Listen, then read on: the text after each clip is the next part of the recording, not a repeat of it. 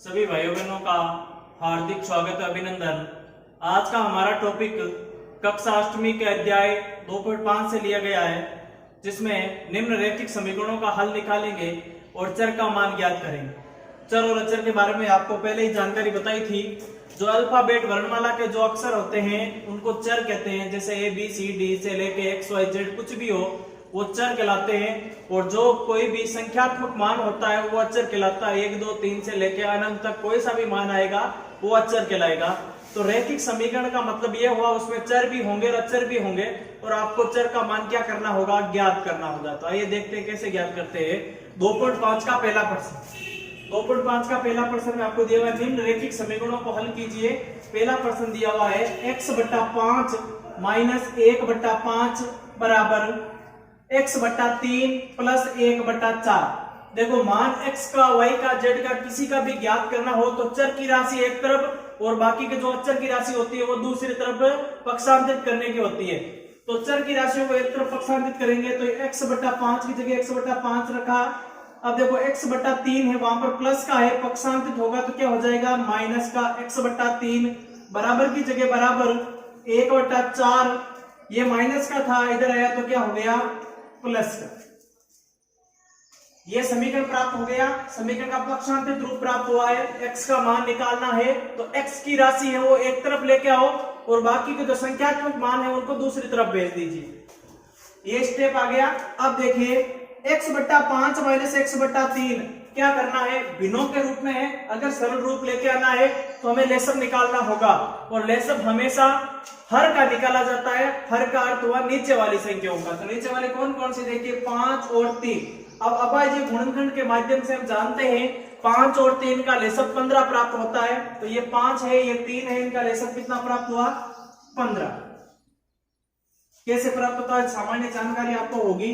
5 और 3 का अभाज्य गुणनखंड निकालेंगे तो 2 का भाग दोनों में जाता नहीं है, 2 के बाद में आता है 3। 5 में 3 का भाग नहीं जाता, 3 में 3 का भाग एक बार, फिर 5 का भाग देंगे 1 आया, रुक जाएंगे, इन दोनों को एक दूसरे से गुणा करेंगे, 5 को 3 से गुणा करेगा 15 आ गए। तो लेसब कितना प्राप्त हुआ 15। अब देखो लेसब के बाद में भिन्नों की जोड़ हो चाहे बाकी हो सरल कैसे की जाती है, याद ये रखना है कि पहले जो लेसब आता है उसमें हर का भाग देना है। लेसब कितना आया 15, तो 15 में 5 का भाग देंगे, कितनी बार जाएगा 5 का पहाड़ा बोलेंगे 3 बार, तो 15 आते हैं। इसका मतलब भाग कितनी बार गया 3 बार। फिर अंश से क्या करवाते हैं गुणा। अंश कौन है x, तो 3 को x से क्या करवा दिया गुणा। माइनस की जगह क्या लिखेंगे माइनस। 3 का भाग देना है 15 में, 15 में 3 का भाग 5 बार जाता है। यहाँ पर क्या लिख देंगे 5, और फिर ऊपर वाली संख्या से क्या करवाना होता है गुण।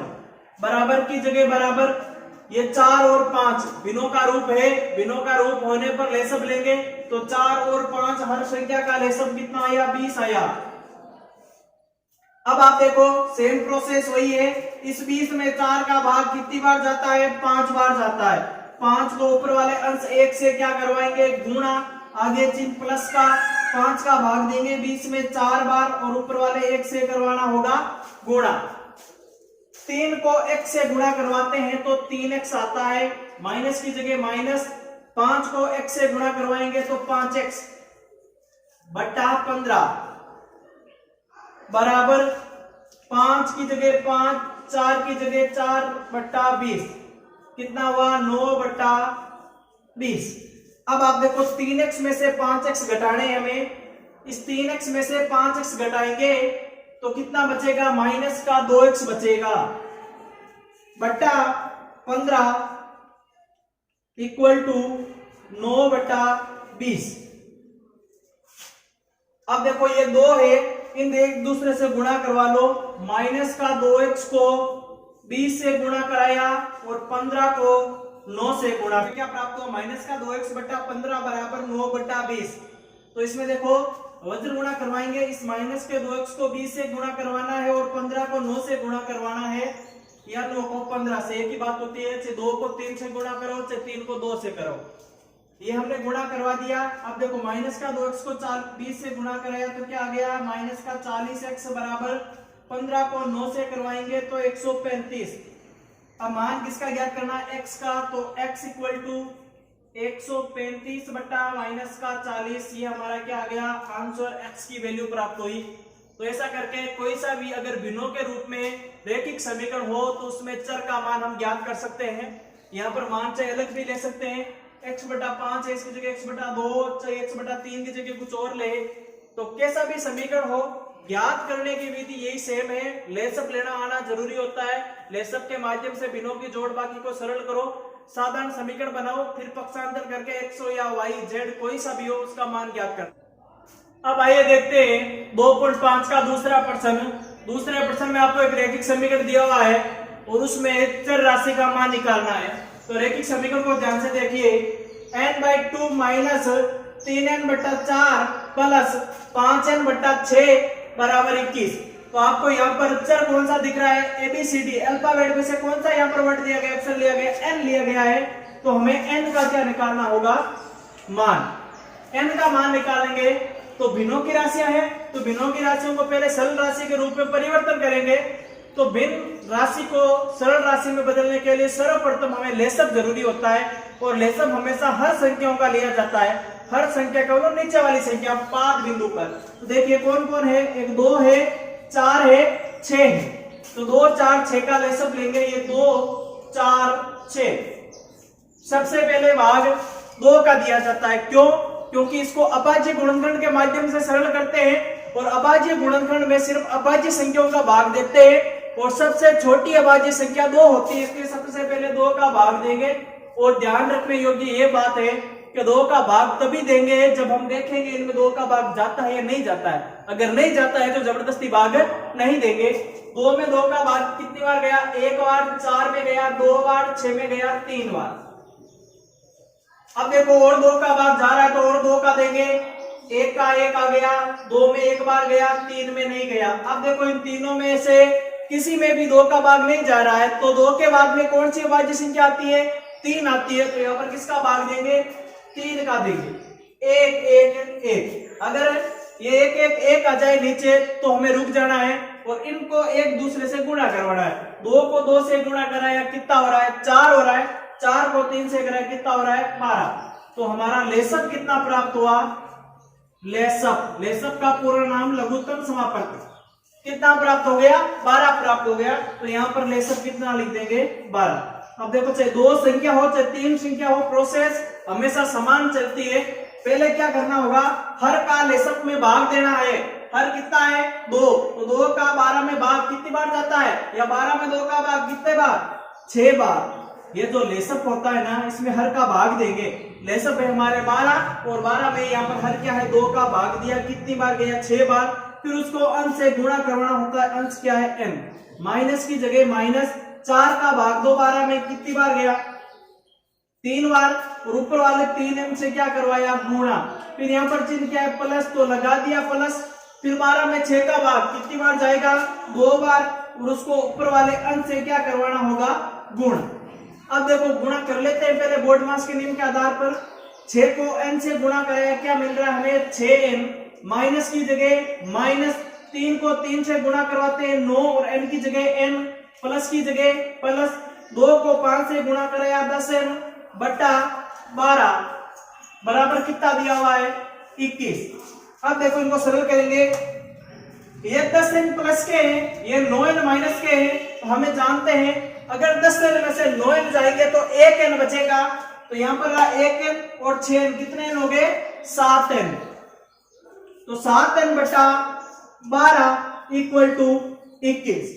अब देखो थोड़ा सरलीकरण का साधारण सा तरीका, जब 2 भिन्नों के मध्य बराबर का चिन्ह हो तो अंश अंश से कटता है और हर से कटता है। ये सरल विधि है, चाहो तो हम इसको वज्र गुणा करके सरल कर सकते हैं। लेकिन सीधी बात यह है, अगर 2 भिन्न राशियों के मध्य बराबर का निशान हो तो अंश अंश से कटेगा, हर से कटेगा। देखो अंश कट रहा है ना, 7 के पाड़े से 21 कटा कितनी बार, 3 बार। अब गुणा करवा दो, n को 1 से गुणा कराया मिला n और 12 को 3 से कराया, 12 का 12 बार 2 24 बार दिया, कितने हो गए, 36। तो हमारे n का मान कितना प्राप्त हुआ, 36।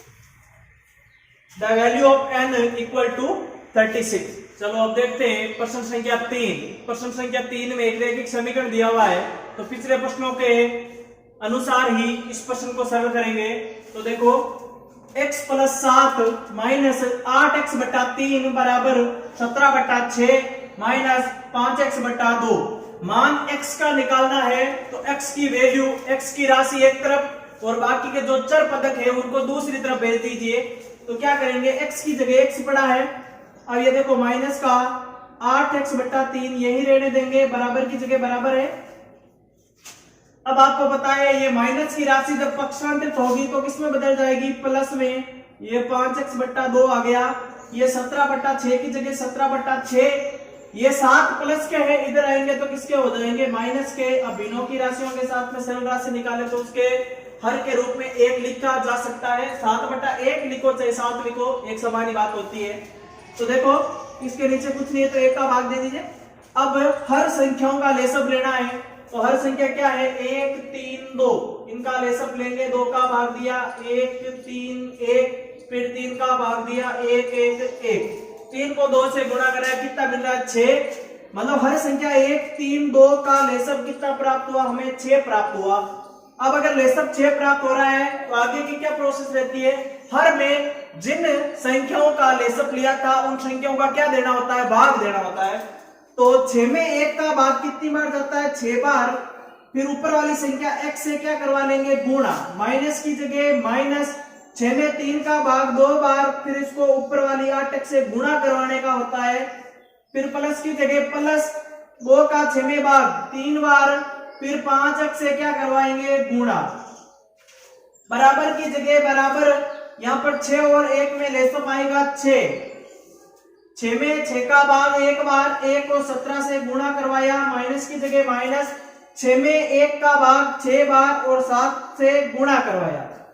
आगे देखो 6 को x से गुणा कराया, क्या मिल रहा है, 6x, माइनस की जगह माइनस। 8 को 2 से कराया तो 16x, प्लस की जगह प्लस। 3 को 5 से कराया 15x बट्टा 6 इक्वल टू 1 को 17 से गुणा कराते हैं 17 आता है, माइनस की जगह माइनस।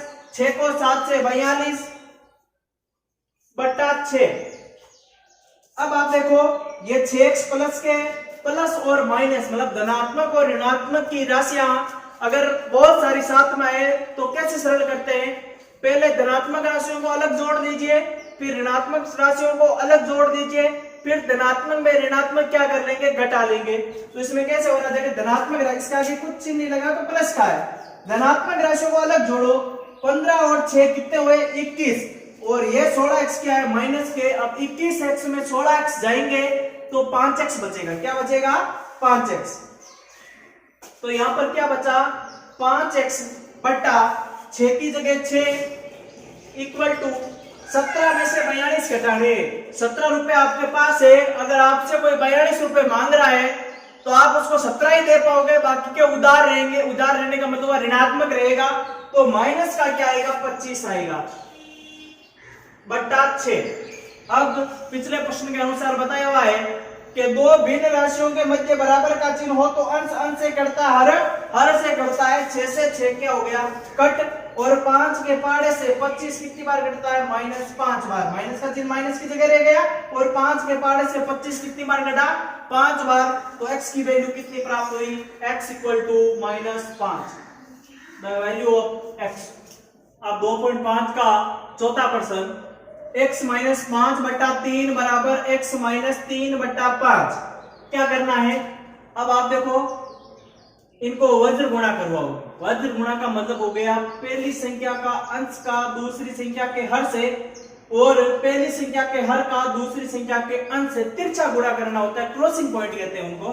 तो कैसे करवाते हैं, देखिए ये x माइनस 5 है, तो क्या बताया, पहली संख्या के हर का दूसरी संख्या के अंश से, मतलब कहने का ये हुआ कि इसको इससे गुणा करवाना है और इसको इससे गुणा करवाना है। तो x माइनस 5 को 5 से गुणा करवाना है और x माइनस 3 को 3 से गुणा करवाना। अब आप देखो कोष्टक के अगर कोई से भी संख्या बाहर स्थित हो तो वो अंदर कोष्टक में उपस्थित सारी संख्याओं से गुणा होती है।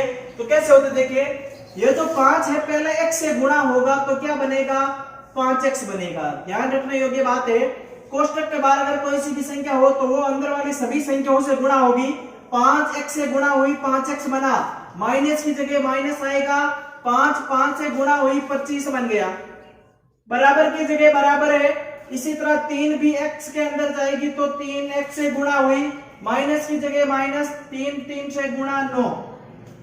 अब ये हमारा साधारण समीकरण बन गया। अब क्या करना होता है, चर राशियों को एक तरफ और अचर राशियों को दूसरी तरफ, मतलब पक्ष में अंतर करना होता है, इसको पक्षांतरण कहते हैं। तो 5x पड़ा है यहाँ पर, वो 3x प्लस के थे, इधर आए माइनस के हो गए, ये 9 माइनस के हैं, ये 25 माइनस के इधर है, पक्षांतरित होने पर प्लस के हो गए। 5x में से 3x के क्या बचा, 2x बचा, और 25 में 9 घटाने हैं तो क्या बच गया, 16। अब 2x इक्वल टू क्या मिल रहा है हमें, 16 मिल रहा है।